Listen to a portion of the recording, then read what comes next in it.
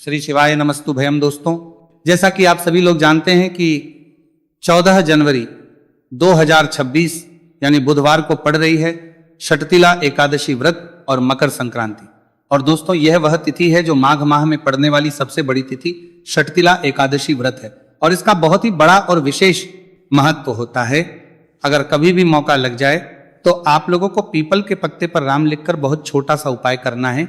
इन दोनों का संयोग कम आता है। इसी के साथ में गुरुजी ने अपनी शिवपुराण कथा में बताया है कि इस दिन आपको एक पीपल के पत्ते पर राम वाला उपाय तो आपको अवश्य ही करना चाहिए, क्योंकि ऐसा दिन पूरे साल में सिर्फ एक ही बार आता है। और दोस्तों, आप सभी लोग जानते हो कि बुधवार एकादशी तिथि का अगर सबसे बड़ा कोई उपाय है तो वह पीपल के पत्ते पर राम वाला उपाय। तो दोस्तों, बुधवार एकादशी तिथि के दिन आप लोगों को इस पीपल के पत्ते पर राम लिखकर बहुत विशेष उपाय करना है।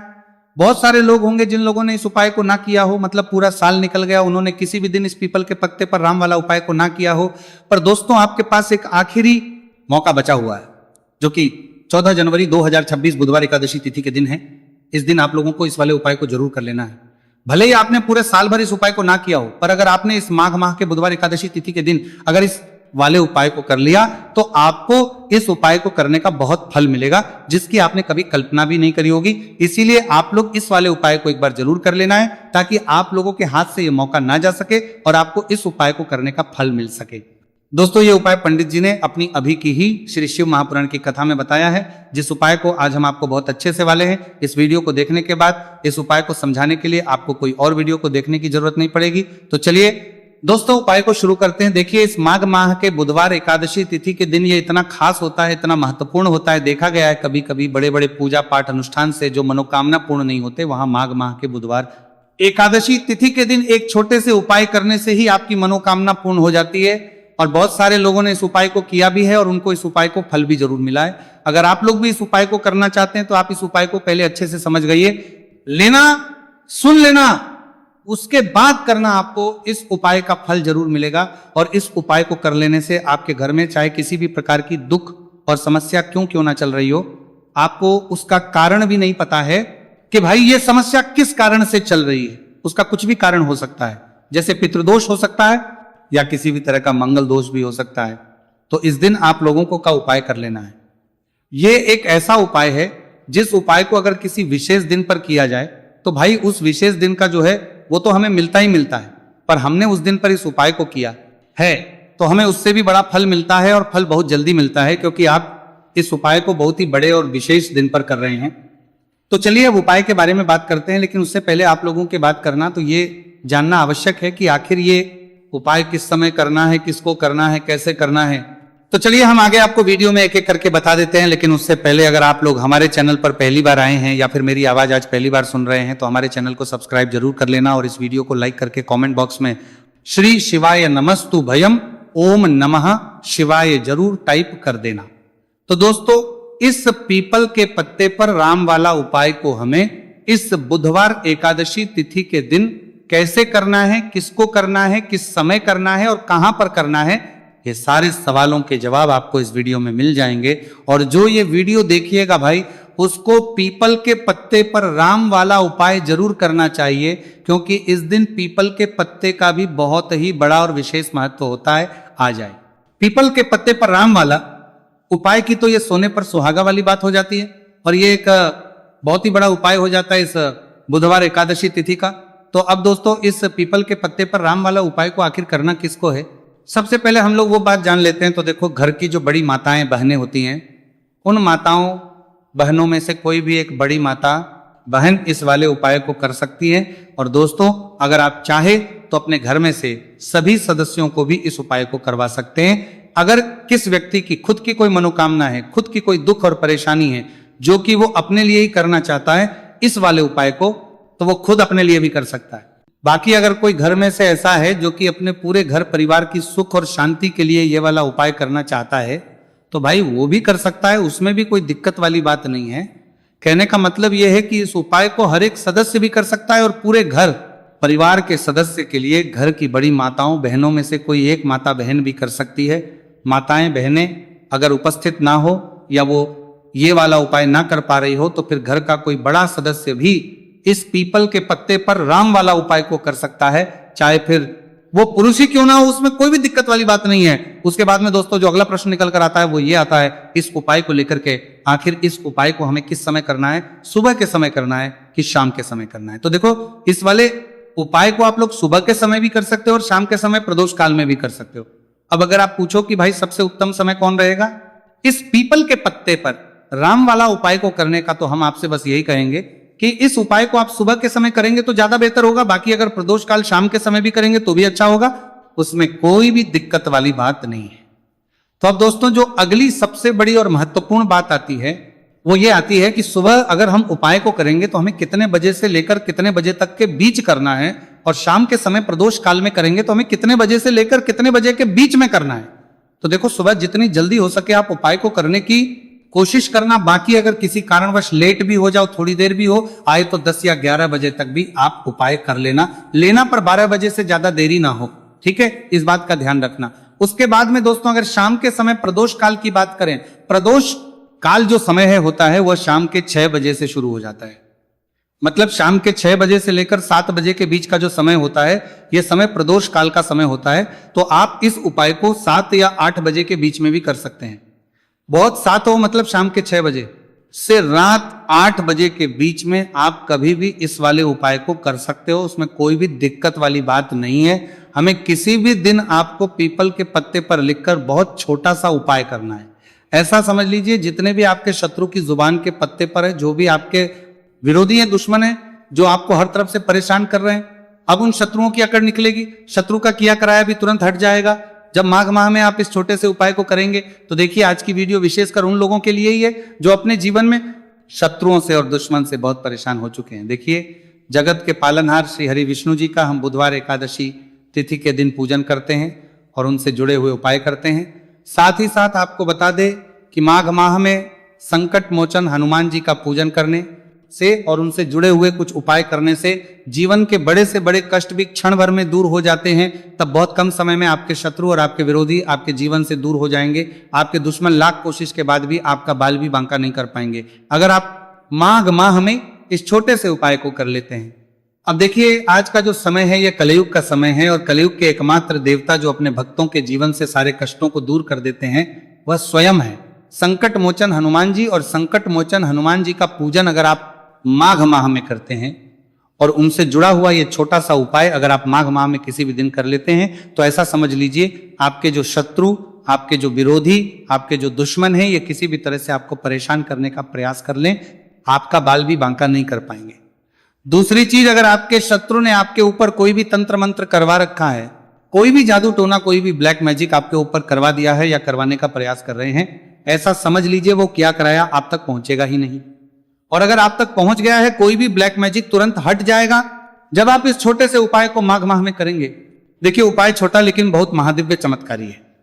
मतलब उपाय को करने में ना तो आपका ज्यादा समय जाएगा, ना ही इसमें आपके ज्यादा पैसे लगने वाले हैं। और ऐसा समझ लीजिए कि एक बार ही अगर आपने इस उपाय को बुधवार एकादशी तिथि के दिन कर लिया तो इसका महादिव्य चमत्कार आप खुद देख लेंगे।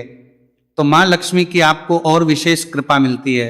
माँ लक्ष्मी आपसे बहुत जल्दी प्रसन्न होती है और आपके सारे संकटों को वह दूर कर देती है।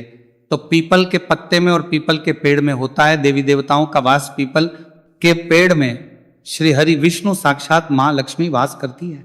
पीपल के पेड़ में हमारे पितरों का वास होता है।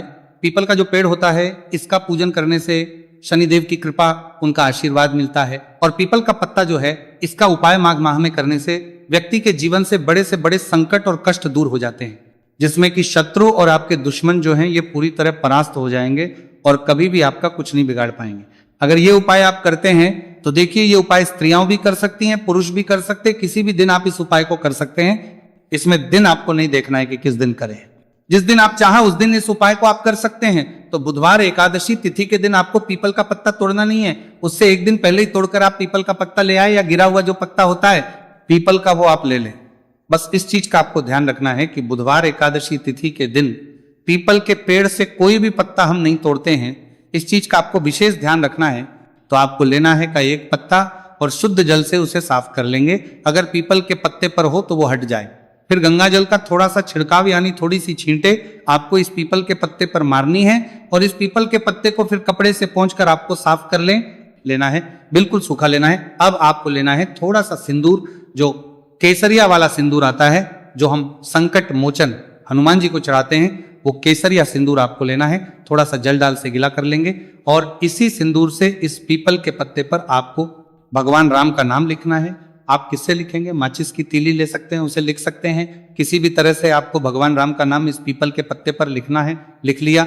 एक आपको चमेली के तेल का या सरसों के तेल का दीपक तैयार करना है और एक कोई भी आपको लेनी है मिठाई में यहाँ पर आप बूंदी का प्रसाद ले सकते हैं, बेसन का लड्डू ले सकते हैं, और अगर आप ले लेते हैं तो ये और भी उत्तम है। देखिए, इमरती का जो भोग होता है ये संकट मोचन हनुमान जी को बहुत ज्यादा प्रिय है। अब ये सारी चीजें लेकर आपको जाना है संकट मोचन हनुमान जी के मंदिर में। तो देखिए, सबसे पहले आपको संकट मोचन हनुमान जी के सामने ये दीप प्रज्वलित करना है जो आप लेकर के गए हैं। चाहे आपने चमेली के तेल का दीपक तैयार करा है या सरसों के तेल का सबसे पहले दीपक आप जला देंगे, और दीप जलाने के बाद आपको जो पीपल का पत्ता आप लेकर के गए थे वो पत्ता संकट मोचन हनुमान जी को अर्पित करना है, वहां चढ़ाना है।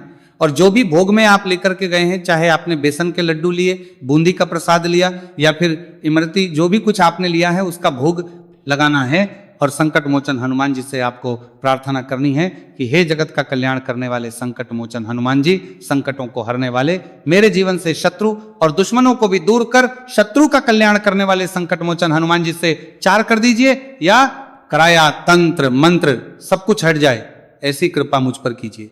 इस तरह से आपको प्रार्थना करनी है और 108 बार जय श्री राम जय सीताराम, जय श्री राम जय सीताराम, जय श्री राम जय सीताराम, इस तरह से आपको जयकारा लगाना है। क्योंकि भगवान राम का नाम संकट मोचन हनुमान जी को ज्यादा प्रिय है, तो जयकारा लगा देंगे। और देखिए, अगर एक बार हनुमान चालीसा पढ़ पाए तो आप एक बार हनुमान चालीसा ऐसा ऐसा जरूर पढ़ें, ठीक है ना? ज्यादा बार नहीं तो एक बार जरूर पढ़ें। जयकारा तो आपको बिल्कुल से लगाना है। और इस छोटे से उपाय को किसी भी दिन कर लीजिए, सुबह कर लीजिए, शाम को कर लीजिए, और किसी भी दिन, जैसे बुधवार की एकादशी तिथि जो होती है ना, ये बहुत बड़ी होती है, आप उस दिन भी इस उपाय को कर सकते हैं। जरूर से करें। शत्रुओं और दुश्मन, आपके जो विरोधी हैं, ये पूरी तरह चारों हो जाएंगे और आपका बाल भी वहां का नहीं कर पाएंगे। देखिए, इस उपाय को आप 9 दिन भी कर सकते हैं, 2-3 बार भी कर सकते हैं। अगर आप ज्यादा बार नहीं कर पा रहे हैं तो एक बार आपको इस उपाय को जरूर से करना चाहिए। तो देखिए, इस उपाय को करने नहीं चाहिए, इस उपाय को करने नहीं चाहिए, इस उपाय को करने नहीं कर पा रहे से जो आपके सामने से शत्रु हैं वो भी परास्त हो जाएंगे। जो पीठ पीछे वार करते हैं, पीठ पीछे तंत्र मंत्र करवाते हैं, वो शत्रु भी चारों खाने चित्त हो जाएंगे। बस छोटा सा उपाय है, जरूर करें। तो देखिए, अब बात कर लेते हैं अपने बहुत छोटे से उपाय की, जिसे माघ माह में करने से आपकी हर मनोकामना पूरी हो जाती है। ये उपाय आप अपने पर ही कर सकते हैं, कहीं जाने की आप आवश्यकता नहीं है। कोई भी ऐसी विश जो बहुत लंबे समय से अधूरी है, पूरी नहीं हो रही, या धन को लेकर आप बहुत परेशान हैं, या घर में संकट कष्ट बहुत आते हैं, बीमारियां बहुत आती हैं, तो एक लाल पुष्प, जैसे कि गुलाब का फूल भी लाल होता है, आप जरूर से अपने घर के मंदिर में मां लक्ष्मी को अर्पित करें और एक देसी घी का दीपक लाल बाती का जलाकर मां लक्ष्मी का पूजन करें। बुधवार एकादशी तिथि के दिन अगर लाल रंग से जुड़ा हुआ ये उपाय आप करते हैं, आपकी सारी मनोरथ, सारी मनोकामनाएं मां लक्ष्मी पूरा कर देंगी। क्योंकि लाल रंग मां लक्ष्मी को बहुत प्रिय है। लाल पुष्प और लाल रंग की बाती का दीपक आपकी बड़ी से बड़ी मनोकामना को भी पूरा कर देगा। माघ माह में ये उपाय आप किसी भी दिन कर सकते हैं।